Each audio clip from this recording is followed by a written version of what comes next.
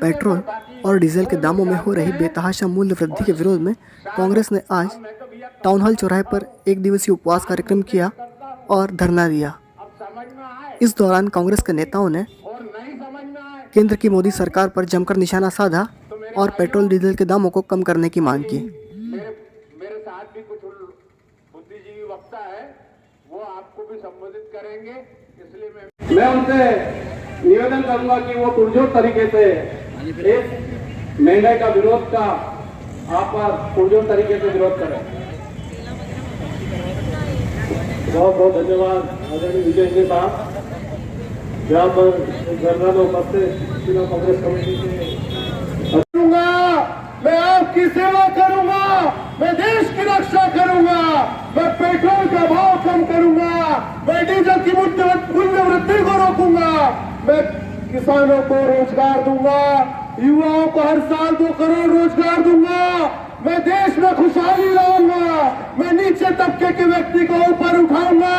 लेकिन उनने ये बात आपको नहीं बताई कि मैं अडानी और अंबानी को ठेके दूंगा, मैं रेलवे को पेट्रोल और निजीकरण में ले जाऊंगा, मैं भारत के युवा को जिसको रोजगार प्राप्त है उसको बेरोजगारी की ओर धक्का दूंगा, मैं किसानों के ऊपर धन वर्षा की जगह लाठियों की वर्षा करवाऊंगा और इस देश को, इस सोने की चिड़िया को एक अंधा देश, एक ऐसा पिछड़ा देश बनाऊंगा जिसकी आपने कल्पना नहीं की होगी।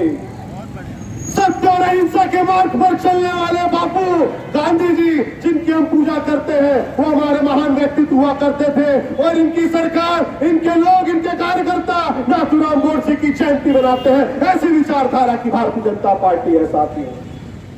90 से किसान अपना अधिकार मांग रहा है और जब किसान वहां आंदोलन कर रहे हैं दिल्ली के अंदर बैठ करके, खेती नहीं है, वो बोलते हैं खालिस्तानी हैं, आतंकवादी हैं। अरे जो विरोध करे सब आतंकवादी। अच्छा अभी तक सही साथ चल रहा है यहाँ पे भैया, नहीं तो हम सबके भी केस बना देते कि तुमने किसानों का आंदोलन किया, तुम सब अंदर 188 में अंदर, 151 में अंदर। चलो भैया, प्रजातंत्र कहाँ बचा? अब तो अडानी तंत्र चल रहा है, अंबानी तंत्र चल रहा है, लोकतंत्र तो खत्म हो गया हिंदुस्तान से। अब सिर्फ 2 तंत्र चल रहे हैं, अडानी और अंबानी। देखिए, सबसे मुख्य उद्देश्य जो आम जनता तक भी पता है और हमें भी पता है कि अभी जो जिस तरह से डीजल पेट्रोल के और गैस टंकी के दाम बढ़ाए जा रहे हैं, उस विरोध में आज कांग्रेसी परिवार आज हमारा धरने पर उतरा हुआ है और प्रदर्शन कर रहा है। जो जिस तरह के अभी हालात बने हुए हैं, अभी हम कोरोना काल से निकले भी नहीं हैं और इस तरह से दिन प्रतिदिन महंगाई बढ़ा देना और जिस तरह से अडानी अंबानी ग्रुप को सुविधाएं देना और आम जनता को कहीं ना कहीं असुविधा देना, कि मेरा ऐसा मानना है कि गरीब लहरों पर पहरे बिठाए जाते हैं और गहरे समंदरों की तलाशी कोई नहीं लेता। तो ये कहीं ना कहीं बहुत दिक्कत वाली है। के जो भाव बढ़े थे पिछली बार जब कांग्रेस की गवर्नमेंट थी, जो विपक्ष जो है अब क्यों नहीं प्रदर्शन कर पा रहा है? जी नहीं, देखिए, कथनी और करनी में जो फर्क देखा जाता है वो बीजेपी सरकार में बहुत अच्छे से तरह देखा जाता है। जब हमारी सरकार हुआ करती थी समय में, उसमें ये लोग कहीं अर्धनग्न अवस्था में सड़कों पे उतर आते थे, तो कहीं भारत बंद का पुरजोर नारा करते थे। मतलब ये कहिए कि दल बल के साथ पूरा शहर बंद करवाते थे। अपनी जो बहुत अच्छी मंत्री है उनकी, वो चूड़ियाँ भेजने की बात करती थी। तो आज कहीं ना कहीं अगर आप कथनी और करनी में फर्क नहीं रखते हैं तो आप लोगों को भी इस बात पे हमारे में शामिल होना चाहिए।